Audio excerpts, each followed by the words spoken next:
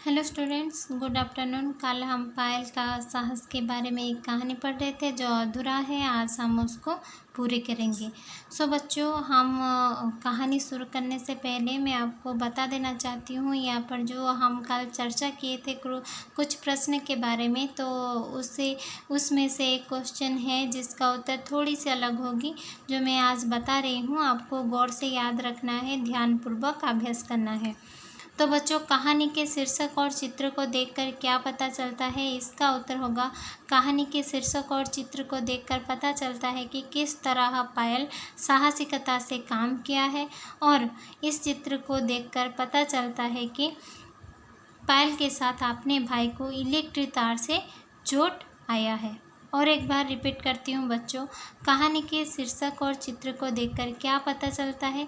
इसका उत्तर होगा, कहानी के शीर्षक और चित्र को देखकर पता चलता है कि किस तरह पायल साहसिकता के साथ काम किया है, और उसके साथ पायल के साथ अपने भाई को इलेक्ट्रिक तार से चोट आया है।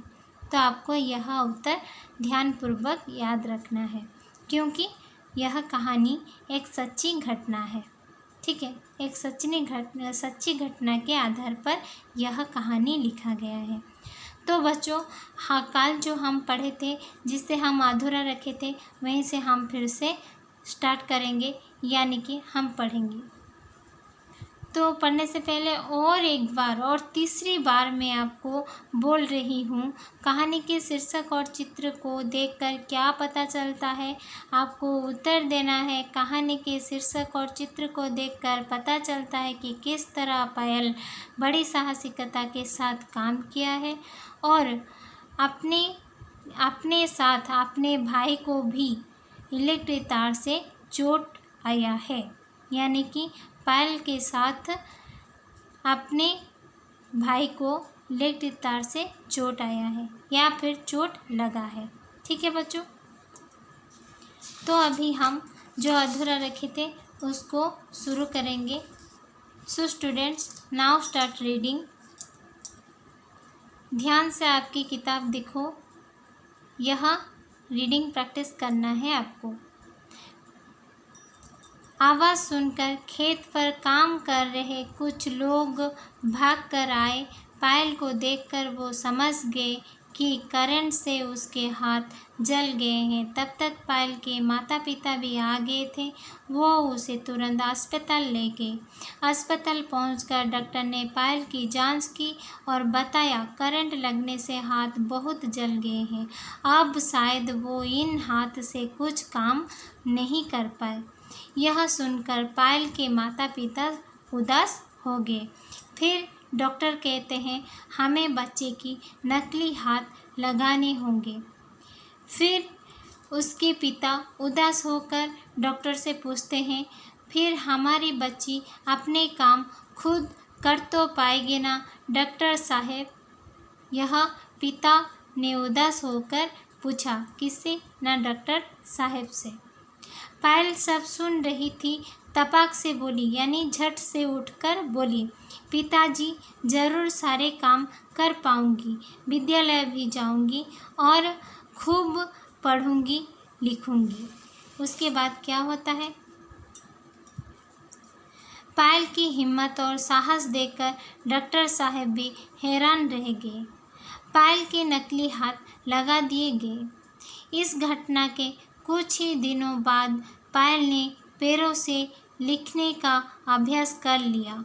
अभी घाव पूरी तरह ठीक भी नहीं हुए थे कि एक दिन उसने माँ से कहा, माँ, विद्यालय में खेल दिवस की तैयारियाँ हो रही है, मैं भी कल से विद्यालय जाऊँगी।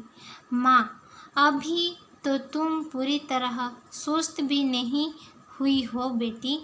मतलब पायल को उसकी माँ पायल को बोल रही है कि तुम तो अभी पूरी तरह सुस्त नहीं हो, कैसे स्कूल जाओगे? उसके बाद पायल, लेकिन माँ, मुझे दौड़ प्रतियोगिता में भाग लेना है। पायल के हौसले और उत्साह को देखकर माँ ने अनुमति दे दी। अगले दिन सुबह उठकर पायल बहुत खुश थी। अपने स्कूल की यूनिफॉर्म पहनकर तैयार हो गई। शिक्षिकाएं पायल को विद्यालय में देखकर दंग रह गई और खुश भी हुई। कक्षा में पायल के बैठने के लिए दरी बिछाई गई, जिससे वो पैरों से लिख सके। उसने सब बच्चों के साथ दौड़ का अभ्यास किया। सभी शिक्षिकाएं और मित्र उसकी इच्छा शक्ति और साहस की प्रशंसा कर रहे थे। अपनी हिम्मत और साहस के कारण पायल आज अपने सहपाठियों और हम उम्र बच्चों के लिए प्रेरणा स्रोत बन गई है। सो बच्चों, इस कहानी से हमको शिक्षा मिलती है कि अगर पायल की तरह हमारे जीवन में कुछ ऐसा हो तो हमको हमारे अंदर हिम्मत बनाए रखनी चाहिए और बुद्धिमत्ता से काम करना चाहिए। चाहे अगर हमारे पायल की तरह हमारे जीवन में हमारा एक हाथ या फिर एक पैर कट जाता है या फिर नष्ट हो जाता है, तो हमको अपने अंदर हिम्मत को खोना नहीं चाहिए, उदास होना नहीं चाहिए। हमारे अंदर के हिम्मत को बनाए रखनी चाहिए। हिम्मत और साहस से सभी काम सफलता हासिल किया जा सकता। जब तक हिम्मत ना रहेगी तब तक हम उदास हो जाएंगे। तो जो भी परिस्थिति आए, हमारे अंदर हिम्मत बनाए रखनी चाहिए। अगर पायल की तरह हमारी परिस्थिति होता है तो हम उस परिस्थिति को बड़ी साहसिकता के साथ सामना करना चाहिए। तो बच्चों, आज के लिए इतना। हम नेक्स्ट क्लास में हम प्रश्न उत्तर आलोचना करेंगे।